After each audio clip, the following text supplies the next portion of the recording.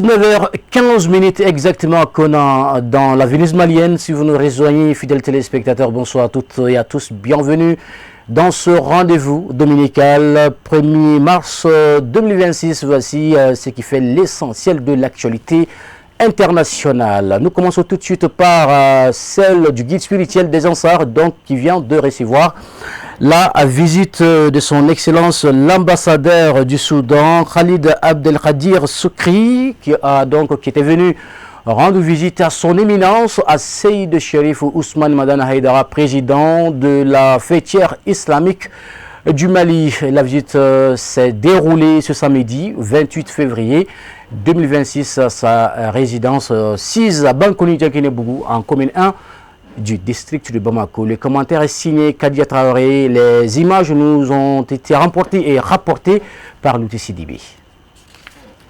C'est la toute première visite qu'effectue le nouvel ambassadeur du Soudan au Mali auprès des membres de la société civile au Mali, témoignant ainsi l'importance accordée à cette rencontre avec le président de la fêtière islamique du Mali. Les discussions ont porté sur les moyens de renforcer les relations bilatérales et de promouvoir la coopération dans divers domaines. La visite de l'ambassadeur du Soudan au Mali s'inscrit dans le cadre des efforts déployés pour promouvoir la paix, la tolérance et la compréhension mutuelle entre les communautés. L'ambassadeur de la République du Soudan au Mali, son Excellence M. Khalid Abdelkadir Soukri, a souhaité rencontrer le président du Haut Conseil islamique du Mali, Seyd Cherif Ousmane Madani Haïdara. Le shérif a accueilli l'ambassadeur dans sa domicile, ici à Bankoni.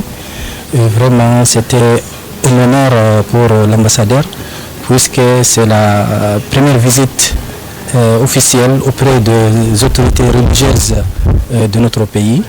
Et cela vraiment traduit l'importance de la société civile qui est guidée par le Haut Conseil islamique. L'ambassadeur du Soudan se dit également très ému de l'accueil chaleureux qui lui a été réservé. L'ambassadeur est très satisfait ce soir de la visite, puisqu'il était accueilli en famille, il était accueilli chaleureusement dans sa deuxième maison, que vraiment il était vraiment très content. Et puisqu'on a pu rompre les gens ensemble, on a pu effectuer la prière aussi ensemble, vraiment c'était satisfaisante. Et vraiment ce sera aussi la suite aussi des autres visites qui auront lieu, et que vraiment la coopération entre le Soudan et le Mali va s'améliorer, il va s'augmenter davantage. Notons que cette visite de courtoisie de l'ambassadeur du Soudan, dont l'excellence Khalid Abdelkadir Soukri, au domicile du président de la fêtière islamique du Mali, Seyd Cherif Ousmane Madani Haïdara, s'est achevée par la rupture collective de jeûne suivie de la prière. Voilà donc une visite de belle facture initiée par l'ambassadeur du Soudan au Mali qui a rendu une visite de courtoisie au guide spirituel des Ansars, lesquels s'est fortement réjoui. Autre actualité dans ce journal, dans le cadre du mois béni de Ramadan, les responsables de la Fondation malienne pour l'entraide et le développement respecter la tradition, celle d'offrir des vivres d'une valeur de plus de 10 millions de francs CFA à plusieurs associations. La cérémonie s'est tenue ce samedi 28 février 2026 dans les alentours de Halle de Bamako, en commune 6 du district de Bamako. Le reportage est signé Mamadou Ben Cherismano et Draman Mali. Selon les responsables de la Fondation malienne pour l'entraide et le développement, malgré l'incarcération du président exécutif, celui-ci a tenu à ce que cette tradition de don de vivre soit maintenue pour le bonheur des plus démunis. Ils ont également expliqué les procédures de sélection des associations bénéficiaires en insistant sur la transparence et l'équité du processus. Ça fait des années dont nous organisons à travers notre président du conseil d'administration Moussa Mara, qui regroupe les associations demandeurs qui déposent leurs demandes d'aide, de soutien, des associations de veuves, associations de personnes en situation de handicap, des associations de jeunes, des veuves ou d'autres associations qui viennent déposer leurs demandes. Et à la suite de la réception des demandes, la coordination de la fondation traite les dossiers de nature. Parce que généralement, la sélection se fait sur la base de la transparence. Parce que les associations qui viennent demander, et je suis à leur tour, ils vont faire la distribution à leur base. Donc nous leur demandons toujours de voir, de nous envoyer le rapport de distribution pour voir réellement si c'est des associations qui existent.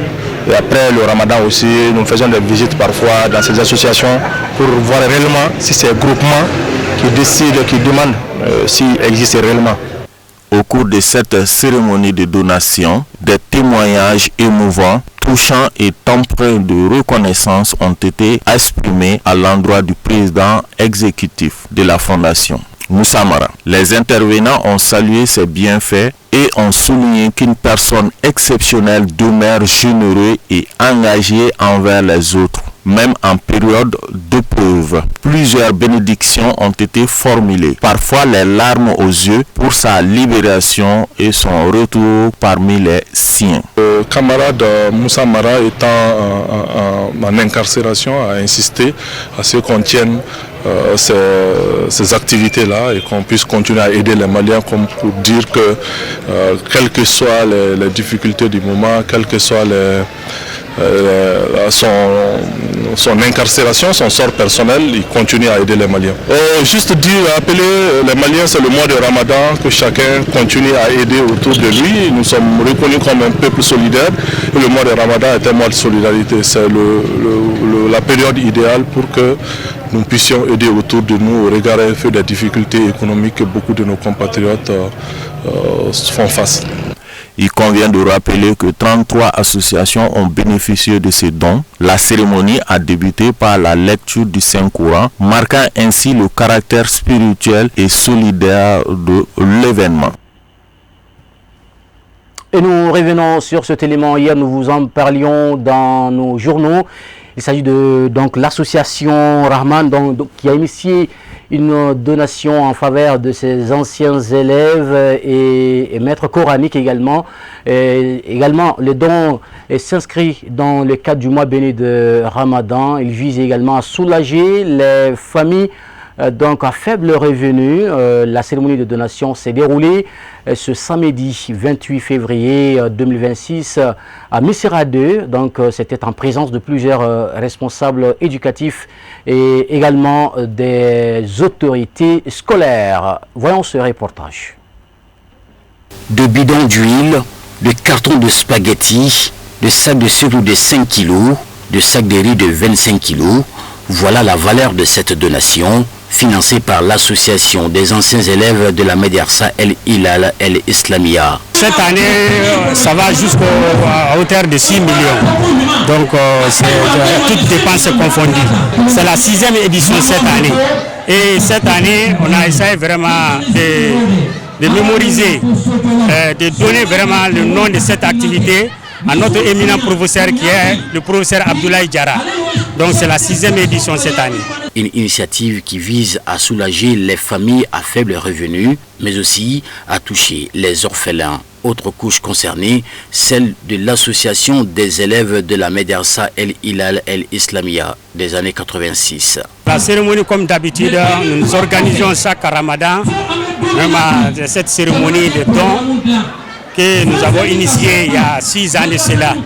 Et chaque année, on est là pour donner quelque chose. Comme on a l'habitude de dire, la charité bien ordonnée commence par soi-même.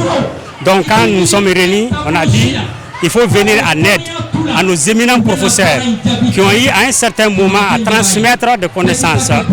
Ce qui fait qu'aujourd'hui, nous sommes fiers d'eux. Donc on a commencé d'abord par les donner des kits pour le mois de Ramadan.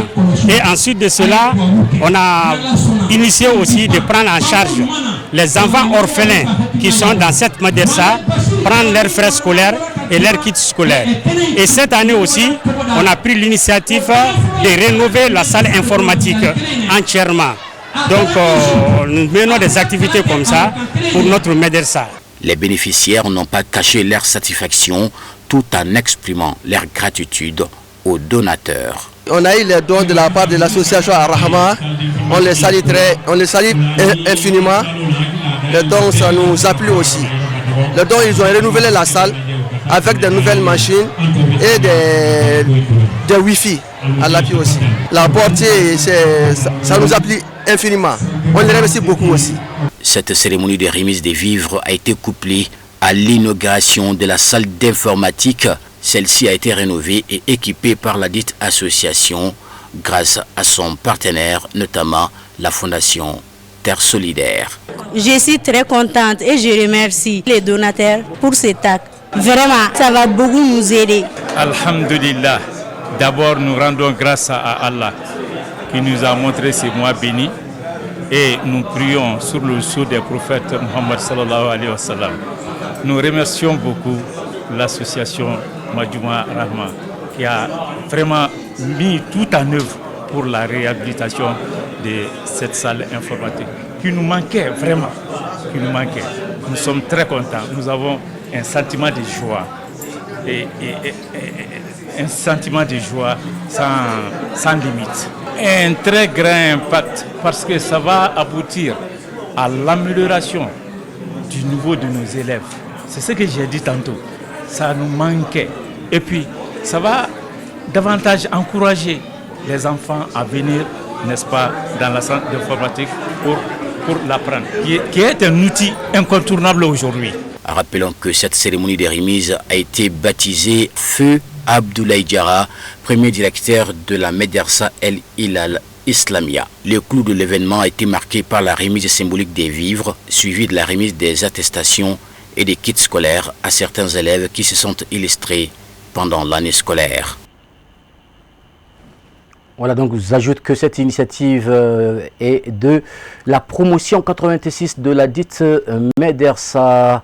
Restons toujours dans le même sillage du Ramadan. Madame Doumbia Seida Kadiatou Aïdara, dite Banene, fille du guide spirituel des Ansar, a célébré son anniversaire ce samedi 28 février 2026. Donc de manière sobre en organisant une soirée, une rupture collective de jeunes donc à l'orphelinat Niaber de Sébenikoro en commune 4 du district de Bamako. Plusieurs personnalités y étaient. On fait le point avec Kadia Traoré et Boubacar Traoré. Accompagnée d'une forte délégation, Madame Doumbia Seida Kadidiatou Aïdara, dite Banene, a été chaleureusement accueillie par les orphelins et les responsables de l'orphelinat. L'ambiance était festive et les enfants ont été ravis de partager ce moment avec leur bienfaitrice. La directrice de l'orphelinat Niaber se dit très honorée par ce geste de bienfaisance. Aujourd'hui, 28 février 2026, je peux dire merci au bon Dieu. Alhamdulillah Rabbil Alamina, Banene a choisi de venir couper le jeûne le jour de son anniversaire. Un jour si important dans la vie d'une femme. Elle pouvait fêter à la maison avec son mari et ses enfants, mais elle a choisi de fêter avec les orphelins. Ça, c'est un grand honneur pour nous. On peut dire que merci à Banene et longue vie à elle. Nous souhaitons tous du bonheur à Banene, à toute sa famille. Que Dieu lui accorde une longue vie. Bonheur, prospérité, santé et surtout succès à toutes ces entreprises. Cette initiative visait à partager ce moment précieux avec les orphelins et à leur apporter un peu de joie et de réconfort. Alhamdulillah, nous remercions Allah subhanahu wa ta'ala qui nous a permis une fois aujourd'hui de vivre ce moment solennel. C'est un moment plein d'émotions parce que je suis présentement chez moi à Niaber. L'orphelinat Niaber, c'est ma deuxième maison. J'ai partagé avec ces enfants un lien très particulier et depuis lors, je les fréquente très souvent. Et aujourd'hui, j'ai jugé nécessaire de venir fêter mon anniversaire avec ces enfants qui ont besoin de parents, en fait, qui ont besoin d'attention, qui ont besoin de soutien, qui ont besoin d'aide. Donc, je suis là avec eux. On a passé de très très bons moments ce soir. Et je remercie l'initiatrice qui est Tanti Bibi et avec la directrice de Niaber même, qui est Oumou. Vraiment, ils nous ont accueillis bras ouverts. Vraiment, ça a été un moment très très émouvant. Madame Doumbia a inclus ses propres enfants dans la délégation afin de leur enseigner l'importance de la solidarité et de la générosité. Aujourd'hui, ces enfants qui sont là, que j'ai amenés, c'est une leçon en fait que je leur ai donnée pour qu'ils comprennent que la chance qu'ils ont d'avoir leurs parents avec eux. Donc c'est vraiment une grâce et une bénédiction. Donc j'appelle vivement à tout un chacun de penser à ces enfants-là, de penser à venir en aide à notre prochain. Les proches de Mme Doumbia Seyda Khadijatou Haïdara Dibanene ont vivement apprécié cette démarche qui reflète son engagement envers les plus démunis. C'est ma sœur. Nous avons l'habitude de venir à Niaber et Niaber c'est chez nous. Donc on est membres de la famille, les enfants sont nos enfants et nous venons très souvent les week-ends avec nos enfants, on passe du temps avec eux. Et donc les enfants se connaissent entre eux déjà. Donc qu'elle veuille fêter son anniversaire ici, ce n'est qu'une continuité. C'est une activité qu'elle fait très souvent et qu'elle ne communique pas dessus en général. Mais cette année, vu que c'est le Ramadan, elle voulait être là avec les enfants, leur apporter du sourire, son soutien, des cadeaux et montrer aussi que voilà, il y a une famille qui pense à eux. Et nous sommes venus donc avec nos enfants, avec la grande famille Chérif là, et passer du moment avec eux. À l'occasion de son anniversaire, elle aurait pu souhaiter faire beaucoup de choses. J'ai été très émue et très touchée par la joie de tous ces petits-enfants-là. On voyait vraiment que c'était quelque chose de très très particulier. Ça a été beaucoup d'émotions et on sentait l'amour sur le regard de tous les enfants. Grâce à ces gestes, Banene nous montre que l'islam est une religion de compassion et surtout une religion de bienfaisance. Et je lance un appel vibrant à l'État pour qu'il puisse se mobiliser pour aider ses enfants, en tout cas à aller à l'école et à étudier comme les autres enfants, car ils sont appelés aussi à servir le Mali et à fonder leur foyer. La rupture collective de jeunes a été suivie de moments de joie et de partage avec des cadeaux et des mets délicieux offertes aux orphelins. Cette journée restera gravée dans les mémoires des enfants de l'orphelinat Niaber qui ont pu profiter de la présence et de la générosité de Mme Doumbia Seyda Khadijatou Haïdara Dibanene.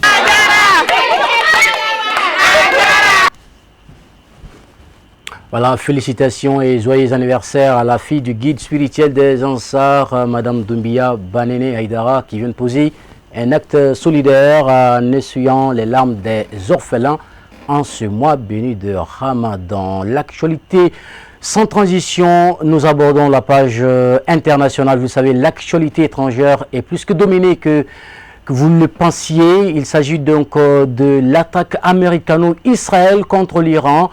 Alors, pour en savoir plus davantage, suivons le reste de l'actualité avec Moussa Fomba en plus de détails.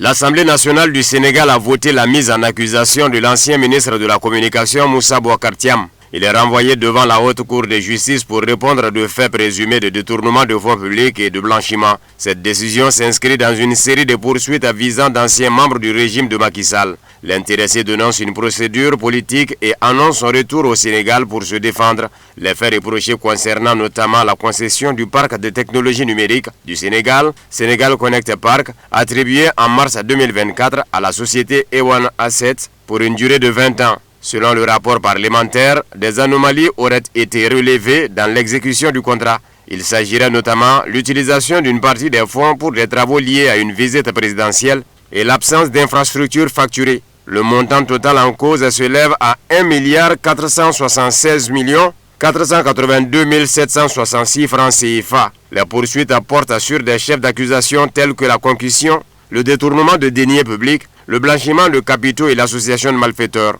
La Haute Cour de justice devrait désormais examiner le dossier conformément à l'article 101 de la Constitution. Après audition, la commission d'instruction décidera si l'ancien ministre doit être traduit devant cette juridiction d'exception. Le ministre congolais des droits humains, Samuel Mbemba, a présenté à Genève le 25 février 2026 devant le Conseil des droits de l'homme de l'ONU un rapport accablant sur 12 mois d'occupation de Goma et Bukavu, chiffrant les exactions, notamment les responsables et dénonçant un pillage organisé des minerais, la RDC tente de transformer la documentation des crimes en levier politique. Les données avancées par le ministre dessinent un tableau d'une violence systémique. Sur la période documentée, le rapport recense 17 015 atteintes à la vie et à l'intégrité physique, dont 15 769 concernant directement le droit à la vie. S'y ajoutent 829 enlèvements et 417 cas de torture et traitements inhumains. Sur le volet des violences sexuelles, le ministre a avancé un chiffre qui a fait le tour des salles de presse genevoises. Une femme violée toutes les 4 minutes dans les zones occupées. Les autorités congolaises veulent que des sanctions soient prises contre le président rwandais Paul Kagame. Frappe américaine et israélienne contre l'Iran et les représailles de Téhéran. Bilan de la nuit de samedi à dimanche. Le guide suprême iranien a été tué, a confirmé la télévision d'État iranienne. Le gouvernement a décrété 40 jours de deuil national. La présidence a promis que la mort de Khamenei ne restera pas impunie. L'Iran a confirmé la mort du secrétaire du Conseil de défense, Ali Shamkhani, et du commandant des gardiens de la révolution, Mohammad Pakpour, rapporte l'agence IRNA. L'opération offensive la plus brutale de l'histoire de l'Iran contre les États-Unis et Israël a commencé, ont annoncé les gardiens de la révolution. Trump a menacé l'Iran d'une frappe d'une force sans précédent en cas de représailles. Selon lui, l'opération contre l'Iran se poursuivrait pendant une semaine, voire plus, offrant l'immunité aux forces de sécurité iraniennes si elles renonçaient à toute résistance. Des centaines de personnes ont été tuées et blessées lors de l'attaque américaine et israélienne contre l'Iran, a déclaré le représentant permanent de l'Iran auprès de l'ONU. L'agence Fars rapporte que 118 élèves d'une école de Minab figurent parmi les victimes.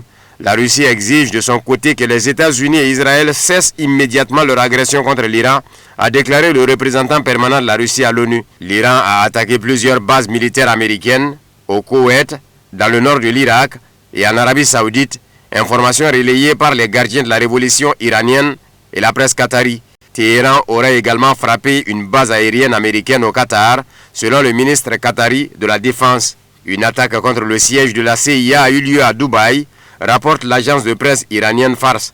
À Dubaï, 4 employés de l'aéroport ont été blessés lors des frappes. Bahreïn annonce une attaque iranienne, affirmant avoir abattu 45 missiles et 9 drones en provenance de Téhéran. 16 personnes ont été blessées au Qatar par des débris de missiles. L'armée israélienne a annoncé une nouvelle série de frappes vers 0 heure. Des explosions ont secoué Téhéran. Sahel a ensuite annoncé avoir touché une trentaine de cibles.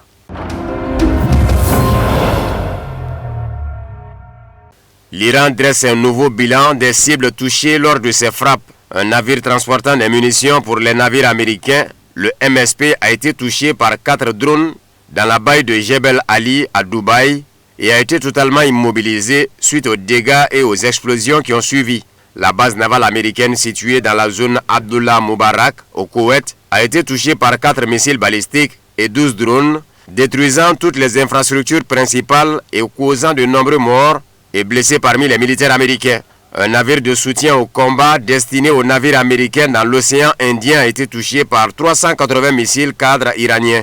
27 installations ont été touchées, dont des bases américaines, la base aérienne israélienne de Tel Nof, le quartier général du commandement à Tel Aviv et un complexe industriel de défense. L'Iran confirme également le décès du ministre de la Défense Aziz Nassirzadeh et du chef d'état-major général Abdulrahim Moussavi. Plus tôt, le décès du secrétaire du Conseil de défense Ali Shamkhani et du commandant des gardiens de la révolution Mohammad Pakpour a également été annoncé. Le Conseil de gouvernement assumera les fonctions de guide suprême de l'Iran jusqu'à l'élection d'un successeur au défunt Ayatollah Ali Khamenei, a annoncé Ali Larijani, secrétaire du Conseil suprême de sécurité nationale iranien. L'agence IRNA avait précédemment rapporté que le président iranien Massoud Pezeshkian, chef du pouvoir judiciaire et membre du Conseil des gardiens de la Constitution, dirigerait temporairement la République suite au décès du guide suprême Ali Khamenei. Au moins 150 pétroliers ont jeté l'ancre en pleine mer dans le golfe Persique au-delà du détroit d'Ormuz,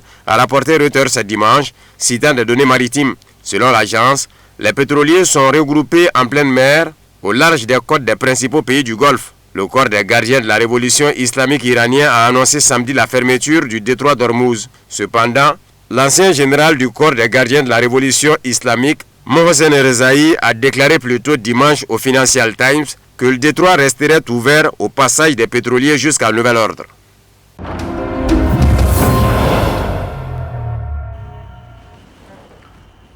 Voilà, c'est tout pour l'essentiel de l'actualité d'ici et d'ailleurs. Nous vous remercions de l'avoir suivi, d'avoir su bien nous accompagner. Comme vous le savez, d'un moment à l'autre, vous retrouvez Moussa Fomba pour la version en langue vernaculaire et suivra également à 23h temps universel votre émission juvénile intitulée Jeunesse et Développement qui reçoit 3 invités aujourd'hui.